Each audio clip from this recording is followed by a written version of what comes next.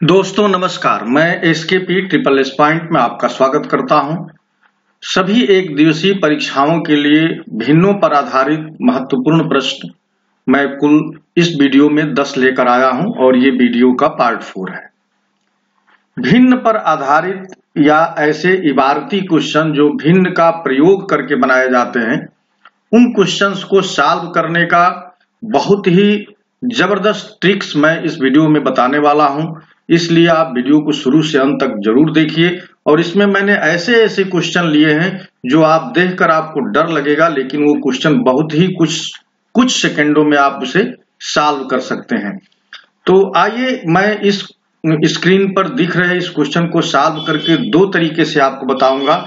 एक वो तरीका जो कॉमन है, जो जनरल है, जिसमें लोग एक्स वगैरह मान कर करते हैं, वो तरीका बताऊंगा। दूसरा वो तरीका जो हम लोग फॉलो करेंगे, जो बिना एक्स माने कैसे इस क्वेश्चन को सॉल्व करेंगे। तो पहले देखिए, हम एक्स मान करके इसे सॉल्व करने का तरीका आपको बताता हूं, जो कि सामान्य तरीका है। सभी लोग उसी तरीके से ज्यादा सवाल को या क्वेश्चंस को सॉल्व करते हैं, लेकिन उसके अलावा भी मैं वो ट्रिक्स बताऊंगा जो आपके लिए बहुत ही कम समय लेगा और आप तुरंत आंसर बता देंगे। तो आइए शुरू करते हैं। क्वेश्चन नंबर 1 में देखिए दिया है कि किसी संख्या का 1/5 उसी संख्या के 1/7 से 10 अधिक है, तो वह संख्या क्या है। तो जो सामान्य तरीका है कि माना कि वह संख्या x है,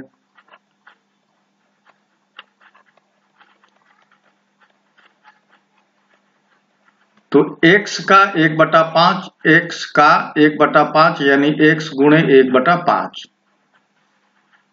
तो x गुणे 1/5 लिखेंगे और ये हो जाएगा x/5। दूसरा दिया उसी संख्या के 1/7 से, यानी x के 1/7 भी निकाल लेंगे तो ये हो जाएगा x/7। कह रहा है कि जो x/5 है x/7 से 10 अधिक है। इसका अर्थ क्या हुआ कि x/5 में से x/7 माइनस कर देंगे और ये बराबर हो जाएगा 10 के। तो यहां सॉल्व कर लेंगे तो ये 7x - 5x upon 35 equal to 10। अब 35 को इस साइड ले जाएंगे और 7x में से 5x निकल जाएगा तो 2x बचेगा और यहाँ 35 गुणे 10 हो गया। तो x बराबर हो जाएगा 35 गुणे 10 बटा में 2, और 2 से इसमें 5 बार में काट देंगे तो 5 × 5 = 25, 5 × 3 = 15, 2 = 17। तो x की वैल्यू आ गई 175 और ये आंसर हो गया ऑप्शन सी। यह तो x मान करके करने का तरीका है। अब दूसरा तरीका मैं जो बता रहा हूं जिसमें x मानना ही नहीं है, तो क्या करना है। देखिए यहां पर जो 1/5 है, यहीं से आपको समझ लेना है, और ये है 1/7। ये जो डिनोमिनेटर में संख्या 5 और 7 है, ये दोनों एक ही संख्या है और यही हमारी मेन संख्या है, ये मानना है। तो जब ये एक ही संख्या है तो ये दोनों वैल्यू अलग अलग क्यों है, तो इनको हमें एक बना लेना है। तो 1/5 में जो 5 है, यानी जो डिनोमिनेटर है, हर है, इसको एक समान कर लेना है, यहां भी और यहां भी। तो यहां एक समान करने के लिए इसमें 7 से अंश और हर में गुणा करना होगा, और यहां एक समान करने के लिए 5 से गुणा करना होगा। तो देखिए ये गुणा होने के बाद ये हो जाएगा 7/35, और यहां गुणा होने के बाद ये हो जाएगा 5/35। अब देखिए ये 35 आ गया और ये हमारी संख्या है, यही हमारी संख्या है, ये पता चलिए। अब 35 का 1/5 7 होगा, तो ये संख्या हो गई 7। अब 35 का 1/7 5 होगा, तो ये संख्या हो गई 5। अब देखिए 7 5 से अधिक है, यही बात यहां भी कह रहा है कि किसी संख्या का 1/5 उसी संख्या के 1/7 से अधिक है। तो 35 का 1/5 7 है, यही संख्या है। इसी संख्या का 1/5 7 है और इसी संख्या का 1/7 इसी संख्या का 1/5 7 है और इस संख्या का 1/7 5 है। तो ये संख्या इन दोनों में कितने का डिफरेंस है? तो 7 - 5 ये 2 का डिफरेंस है और ये 2 का डिफरेंस क्वेश्चन में 10 के बराबर दिया है, यानी 2 इक्वलेंट टू 10। तो हमको 35 की वैल्यू निकालना है, यानी वो संख्या बतानी है। तो 2 10 के बराबर है तो 1 बराबर हो गया 5 के, तो 35 किसके बराबर हो जाएगा? तो 35 गुणे 5 और देखिए 35 5 175, यानी ये आंसर है। तो एक तरीका x मान करके ये था, दूसरा तरीका ये था जिसमें x मानने की जरूरत नहीं पड़ी। यहाँ जो डिनोमिनेटर है वही हमारी संख्या हो जाती है और संख्या 1 है तो इन दोनों डिनोमिनेटर को हम लोगों ने एक समान बना लिया, एक बराबर बना लिया और उसका अंश वाला जो पार्ट है, जो यहाँ पर 1/5 है, तो अंश वाला पार्ट वो 1/5 के बराबर हो जाता है दोनों के लिए और हर वाला पार्ट वो मेन संख्या हो जाती है। तो अब से हम लोग इस तरह के ट्रिक का इस्तेमाल करेंगे और इसी का यूज करेंगे। आइए नेक्स्ट क्वेश्चन करते हैं। देखिए क्वेश्चन नंबर 2 में भी यही बात है कि यदि किसी संख्या का 3 गुना इस संख्या के 3/5 से 60 अधिक हो तो वह संख्या क्या है? अब किसी संख्या का 3 गुना, तो ये जो 3/5 है ना, इसमें ये हमारी संख्या है और ये उस संख्या का 3/5 है। 3/5 3 है तो 5 को हमने संख्या मान लिया। तो 5 का 3 गुना, 5 का 3 गुना मतलब 3 से गुणा होना, तो 3 गुणे 5 ये हो गया 15। अब कह रहा है कि किसी संख्या का 3 गुना इस संख्या के 3/5 से अधिक है, तो 15 वो संख्या, ये 5 हमारी संख्या है, 5 का 3 गुना 15 है और 15 में से 3 निकाल देंगे। ये बोला ना इस संख्या के 3/5 से 7 अधिक है, तो यह 15 में से 3 निकाल देंगे तो 12 है, 12 अधिक है, यानी 15 जो है 3 से 12 अधिक है। 5 का 3 गुना 3 से 12 अधिक है, यही बात यहां कह रहा है। तो 12 अधिक है और सवाल में 60 अधिक है, तो 12 इक्विवेलेंट टू 60, तो 1 इक्विवेलेंट या 1 5 के बराबर हो जाएगा। और हमको किसके बराबर निकालनी है? हमको निकालना है कि वह संख्या क्या है, तो वह संख्या हम लोगों ने 5 माना है। तो 1 5 के बराबर है, तो 5 किसके बराबर हो गया? 5 गुणे 5 यानी 25 के बराबर हो गया। तो इसका आंसर हो गया 25। अब इसमें फिर से एक बार समझ लीजिए, ये जो 3/5 है, इसको इस 3/5 में हमने 5 को संख्या मान लिया और इसी 5 का 3/5 3 है। देखिए 5 का 3/5 करेंगे तो 3 ही आएगा। तो हमने 5 को संख्या मान लिया तो 3 उसका 5/3 है। 5 का 3/3 3 है। अब कह रहा है कि 5 का 3 गुना, यानी जो संख्या माने उस संख्या का 3 गुना, तो 3 गुना 15 हो गया। यह 15 3 से 12 अधिक है और सवाल में या क्वेश्चन में 60 अधिक दिया है, तो 12 इक्विवेलेंट टू 60, तो 1 इक्विवेलेंट 5 हो गया। 1 5 के बराबर हो गया तो 5 25 के बराबर हो गया और यही आंसर है। आइए नेक्स्ट क्वेश्चन करते हैं। क्वेश्चन नंबर 3 में देखिए कि एक विद्यार्थी से किसी संख्या को 3/2 से गुणा करने के लिए कहा गया, परंतु उस संख्या को 3/2 से भाग दे दिया। उसका परिणाम सही उत्तर से 10 कम था। वह संख्या क्या थी? देखिए वहां संख्या आप 1 मान लीजिए, संख्या 1 मान लीजिए, तो 1 में 3/2 से गुणा करेंगे तो क्या आ जाएगा? 3/2। यही सही उत्तर था, ये सही उत्तर था। लेकिन उस विद्यार्थी ने 1 में यानी उस संख्या में 3/2 से भाग दे दिया, तो 1 गुणे, अब भाग के चिन्ह गुणा में बदलेंगे तो ये 2/3 हो जाएगा। तो अब ये 2/3 हो गया।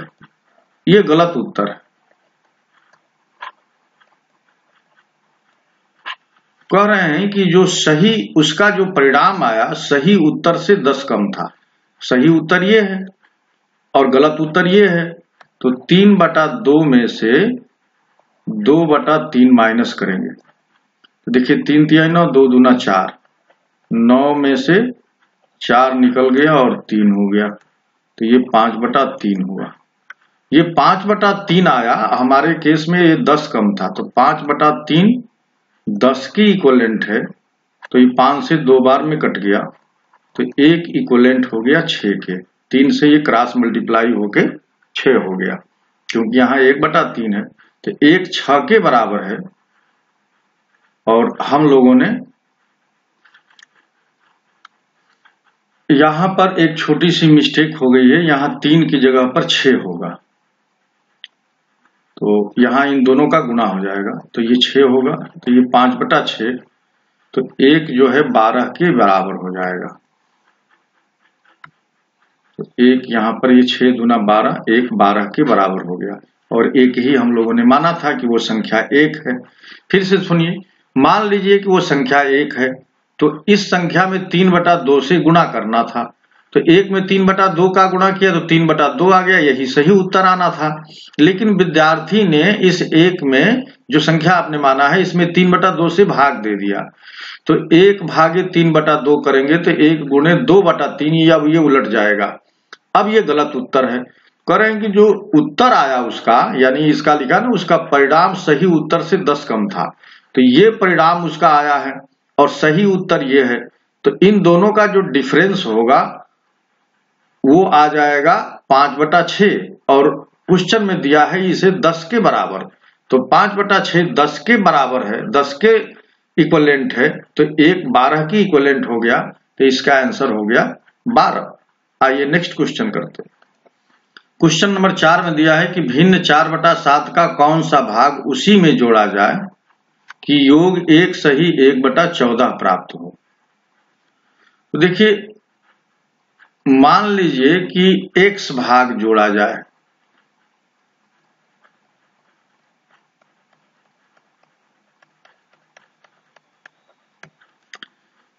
तो भिन्न 4/7 का कौन सा भाग जोड़ा जाए, तो x में x का 4/7 जोड़ा जाए,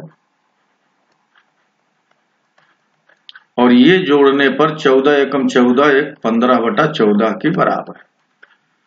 तो देखिए ये 7x और ये 4x, इसमें जोड़ना है। इसमें लिखा है भिन्न का 4/7 का कौन सा भाग उसी में जोड़ा जाए। यहां पर भिन्न वाला में ही जोड़ना है, तो यहां हम लोगों को भिन्न ही लेना पड़ेगा, यानी 4/7। तो ये 4/7 भिन्न है, उसमें इस भिन्न का x भाग यानी x गुणे 4/7 जोड़ने पर 15/4 के बराबर होगा, तो ये 4x/7 15/14 माइनस 4/7। देखिए इसे हल करने के लिए इसको भी हम लोगों को हर को यानी डिनोमिनेटर को 14 बनाना पड़ेगा, तो इसमें 2 से ऊपर नीचे गुणा कर दीजिए, तो ये 15/14 आ गया और ये आ गया 8/14। अब 15 में से 8 निकल जाएगा, तो ये 7/14 आ गया, तो 4x/7 बराबर 7/14। अब देखिए 7 से ये 2 बार में कट गया, तो यहाँ x बराबर हो गया 7/8, तो x की वैल्यू आ गई 7/8, और ये ऑप्शन ए सही, यानी उसका 4/7 का 7/8 भाग जोड़ा जाए। देखिए ये तो रहा x मान करके इसे सॉल्व करने की ट्रिक्स। दूसरी ट्रिक्स ये है कि आप x मत मानिए, ये 4/7 और ये 15/14 लिख लीजिए। ये जो डिनोमिनेटर में है 7 और 14, ये दोनों एक ही संख्या है, तो इसको बराबर करने के लिए इसमें 2 का गुणा कर देंगे, क्योंकि ये दोनों बराबर होना चाहिए। तो अब ये हो गया 8/14 और ये हो गया 15/14। अब देखिए यह 14 मेन संख्या है और 14 मेन संख्या में 14 में ये 8 है और 14 में ये 15 है। तो 8 में क्या जोड़ा गया है कि 15 आया है। तो इस संख्या का यानी ये जो 14 है इस संख्या का कौन सा भाग जोड़ा गया है। तो इस संख्या का 1/2 यानी आधा कर देंगे तो 7 आएगा और 8 में 7 अगर आप जोड़ देंगे तो 5 आ गया। इसका मतलब ये हुआ कि ये इस संख्या का जिसको हम लोगों ने माना है 14 का आधा जोड़ना है, 14 का आधा जोड़ना है। इसका मतलब कि 4/7 इक्वलेंट है 1/2 के। तो आपको 1 की वैल्यू निकाल लेंगे। 1 बराबर हो गया ये 4/7। देखिए ये 4 नीचे आ जाएगा और ये 7 ऊपर चला जाएगा तो ये 7/8 हो गया। 1 की वैल्यू 7/8 यानी 7/8 भाग जोड़ना है। एक तो इस तरीके से आप निकाल सकते हैं, दूसरा x मानकर निकाल सकते हैं, जो आपको अच्छा लगे। आइए नेक्स्ट क्वेश्चन करते हैं। क्वेश्चन नंबर 5 में देखिए दिया है कि यदि किसी भिन्न के हर में 1 जोड़ दिया जाए तो वह 1/2 हो जाती है। यदि उसके अंश में 1 जोड़ा जाए तो वह 1 हो जाती है। तो भिन्न के अंश तथा हर का गुणनफल है। देखिए यहां पर भिन्न आपको मानना पड़ेगा कि ये भिन्न है x/y। अब जो शर्त कहा जा रहा है, इस भिन्न में क्या रहा है कि यदि किसी भिन्न के हर में 1 जोड़ दिए जाए यानी x/y+1 कर दिया जाए तो यह भिन्न 1/2 के बराबर हो जाती है। इसका अर्थ क्या हुआ कि ये देखिए 2x बराबर आ गया y+1 या y की वैल्यू आ गई 2x-1 बराबर y की जगह पर ये लिख सकते। दूसरी शर्त ये कह रहा है कि x में यानी अंश में अगर 1 जोड़ा जाता है तो वह 1 के बराबर आ जाती है। कि अंश में 1 जोड़ा जाए तो वह 1 हो जाता है। तो x+1 बराबर आ गया y। अब यहां पर y की वैल्यू x+1 आ गई है तो और यहाँ 2x-y बराबर y है तो 2x-1 बराबर यहाँ x+1 लिख देंगे। अब ये x इधर आएगा तो x हो जाएगा और ये 1 इधर जाएगा तो इस 1 से मिलके 2 हो गया। तो x की वैल्यू हो गई 2। तो y की वैल्यू क्या हो जाएगी। देखिए y में x में 1 जोड़ देना है तो 2-1 बराबर 3। तो y की वैल्यू 3 हो गई और इन दोनों का गुणनफल पूछा है यानी x गुणे y पूछा है। तो 2 गुणे 3 बराबर 6। तो इसका आंसर आ गया 6। तो अंश और हर का गुणनफल यहाँ पूछ लिया है। भिन्न को हम लोगों ने x/y मान लिया, y हर है और x अंश है। तो जो शर्त दिया है पहली शर्त के अनुसार ये बात हुई और दूसरी शर्त के अनुसार ये बात हुई। ये दूसरी शर्त है, ये पहली शर्त है।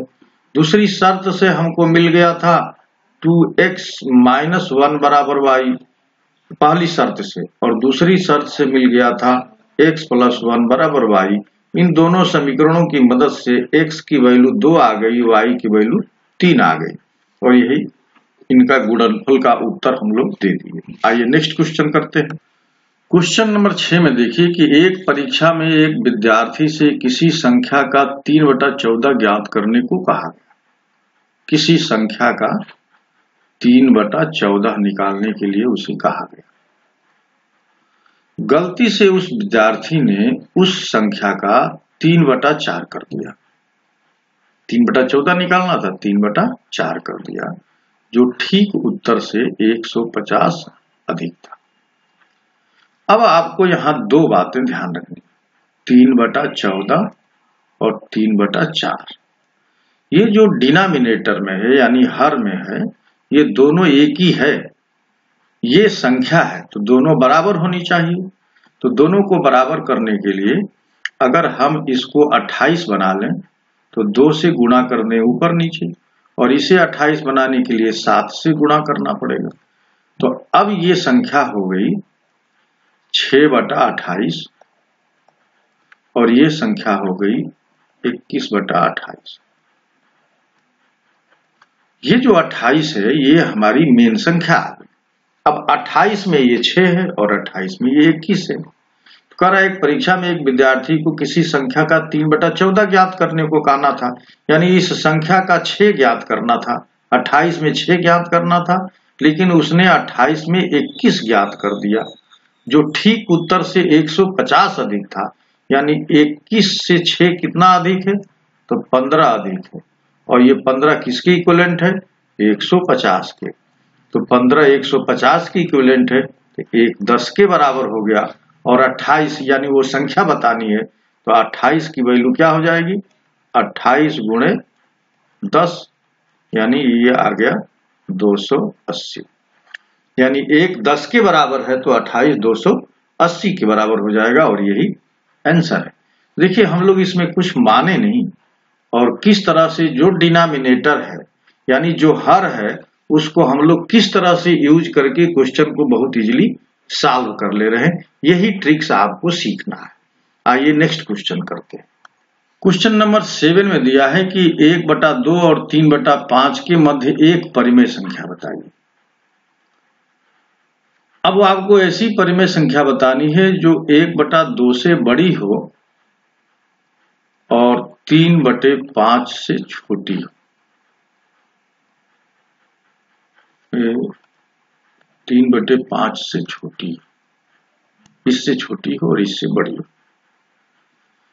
ये संख्या बतानी है। तो 1/2 का मतलब हुआ 0.5 और 3/5 का मतलब हुआ 0.6। तो 0.5 और 0.6 के बीच में संख्या को आपको बतानी है, यानी संख्या 0.5 से कम नहीं होनी चाहिए और 0.6 से अधिक नहीं होनी चाहिए, ये आपको बताना है। तो इस बीच में ढेर सारी संख्याएं मिलेंगी, इसमें अनंत संख्याएं मिलेंगी, लेकिन कोई एक संख्या बतानी है जो इसमें से दिया है। तो 2/5 का मतलब हुआ 0.4। तो देखिए 0.5 से बड़ी होनी चाहिए, तो 0.4 आ गया, तो ये उत्तर नहीं होगा। 4/7 का मतलब हो गया 0.5 और देखिए 40 होगा, दशमलव बनाएंगे तो 40 में 7 5 35, फिर 5 आ गया, 7 7 49, यानी 0.57 आ गया। यहां आप भाग देंगे तो 0.66 आएगा और यहां भाग देंगे तो 0.33 आएगा। तो ये 0.33 नहीं होगा क्योंकि 0.5 से कम है, 0.66 नहीं होगा क्योंकि ये 0.6 से बड़ा है। तो उत्तर ये हो जाएगा, यानी 4/7 इसका आंसर हो जाएगा, जो इसके बीच में पड़ेगा। यानी 0.57 जो है 0.5 और 0.6 के बीच में आएगा। आइए अब नेक्स्ट क्वेश्चन करते हैं। क्वेश्चन नंबर 8 में दिया है कि कितने 1/6 मिल करके 41 सही 2/3 के बराबर होते हैं। तो 41 सही 2/3 में 1/6 से भाग दे देंगे। तो 41 सही 2/3 को क्या लिख सकते हैं? 3 एकम 3, 3 चौके 12 धन 2 बटा में 3, यानी ये 125/3 आ गया। अब ये संख्या है 125/3। इसमें 1/6 कितनी बार आएगा? तो 125/3 में 1/6 से भाग दे देंगे। तो ये देखिए 6 ऊपर चला गया, तो 125 गुणे 6 बटा में 3, 3 दूना 6 और 125 दूना 250। इसका आंसर आ गया 250। आइए नेक्स्ट क्वेश्चन करते हैं। क्वेश्चन नंबर 9 में दिया है कि एक कार्यालय में 108 मेजें और 132 कुर्सियां हैं। उनमें यदि 1/6 मेजें और 1/4 कुर्सियां टूट जाए तो उस कार्यालय में प्रत्येक को यानी हर एक को मेज मिल जाए और एक कुर्सी आवश्यकता अनुसार, और एक कुर्सी या एक से अधिक कुर्सी भी मिल सकती है जो उसकी जरूरत है, लेकिन मेज एक जरूर मिले, तो कितने लोग कार्य कर सकते हैं? तो उनकी संख्या बतानी है। देखिए कुल 108 मेज हैं और 108 मेज में से 1/6 जो है टूट गई है, तो ये 18 हुआ, तो 18 मेज टूट गई। इसका मतलब कि 108 में से 18 निकाल देंगे, तो 8 में से 8 गया 0 और 10 में से 1 गया 9, तो 90 मेज जो है सही है। और 132 कुर्सियां हैं, तो 132 कुर्सियों में से 1/4 टूट गई हैं, तो 4 तिहाई 12, 4 तिहाई 12 और 4 तिहाई 12, यानी 33 कुर्सियां ऐसी हैं जो टूट गई हैं। तो कुल कुर्सी कितनी बचेंगी? 132 में से 33 निकाल देना है, तो 12 में से 3 गया 9, यहां भी 12 में से 3 गया 9, तो 99 हुआ। तो 99 कुर्सियां हैं और 90 मेज हैं, तो हर एक को मेज चाहिए। कुर्सी चाहे वो आवश्यकता अनुसार एक से अधिक भी ले सकता है। तो कितने लोग कार्य कर सकते हैं? जो सबको मेज चाहिए और मेज 90 ही है, तो 90 ही लोग कार्य कर सकते हैं, क्योंकि कुर्सियां 99 आ गई, तो कुर्सियां एक या कोई व्यक्ति उसकी जरूरत है तो 2 भी ले सकता है, लेकिन मेज सबको एक एक चाहिए और 90 ही मेज सही बचे हैं। इसका मतलब कि 90 ही लोग इस पर कार्य कर सकते हैं। आइए इस वीडियो का आखिरी और क्वेश्चन नंबर 10 करते हैं। क्वेश्चन नंबर 10 में दिया है कि एक भिन्न और उस भिन्न के व्युत्क्रम के 4 गुना का योग 13/3 है, तो वह भिन्न क्या है? देखिए, क्वेश्चन में दिया है कि एक भिन्न और उस भिन्न के व्युत्क्रम के 4 गुना का योग 13/3 है, तो वह भिन्न क्या है? और देखिए, यहाँ पर 3 अगर डिनोमिनेटर में है तो आप समझ लीजिए कि डिनोमिनेटर में यहाँ 3 वाला उत्तर होना चाहिए। अब इसको हम लोग ऑप्शन अगर करें कि मान लीजिए कि भिन्न 4/3 है, तो 4/3 का व्युत्क्रम 3/4 होगा और इसका 4 गुना 4 से गुणा, यानी 4/3 में 3 अब जोड़ देना है, 4 गुने में उस भिन्न को जोड़ना है, तो ये 3 तिहाई 9, यानी 4 धन 9/3 और 9 4 13/3, ये आ गया। इसका मतलब कि 4/3 इसका आंसर सही है, यानी जिस भिन्न में यहाँ डिनोमिनेटर में 3 होगा वही उत्तर सही होने वाला था। तो यहाँ पर इस तरह का कोई उत्तर नहीं है, सब में 4 है, 4 है, 5 है, यही एकमात्र ऑप्शन था जिसमें 3 है। तो ऑप्शन के थ्रू इस क्वेश्चन को हम लोग बहुत जल्दी से सॉल्व कर सकते हैं।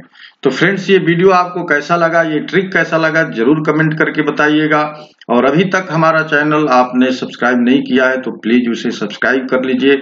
मैं उन लोगों के लिए गणित के क्वेश्चंस लेकर आता हूं जो बहुत हाई फाई नहीं है, जो बहुत अभी शुरुआत में है और वो सीख रहे हैं गणित, तो उनको ट्रिक्स कैसे समझाया जाए ताकि वो और मजबूत उनका कॉन्सेप्ट हो सके और उन लोगों से वो मुकाबला कर सके, वो कम्पीट कर सके जो पहले से और बहुत हाई फाई होकर तैयारी कर रहे हैं।